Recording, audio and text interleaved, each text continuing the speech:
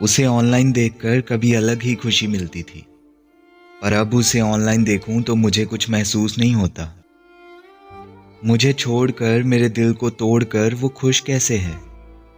क्या उसे इस सब का ज़रा भी अफ़सोस नहीं होता? हाँ, ऑनलाइन है वो, पर जब भी उसे मैसेज करने का सोचूं तो मेरे हाथ रुक जाते हैं। जब भी उससे बात करने की कोशिश करता हूं मैं, तो मुझे उसके दिए हुए वो ज़ख्म याद आते हैं। पर उसकी तरफ से शायद वो प्यार था ही नहीं। इसीलिए तो आजकल उसकी चैट लिस्ट में सबसे ऊपर किसी और का नाम होता है।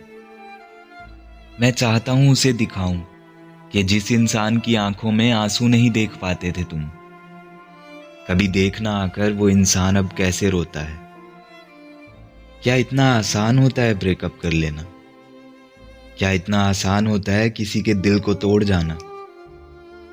जिसके साथ हमने अपनी जिंदगी के खूबसूरत पल बिताए हों, क्या इतना आसान होता है उसे छोड़ के चले जाना?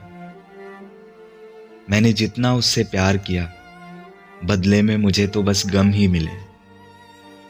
हाँ, वो अब भी ऑनलाइन है, पर किसी और के लिए।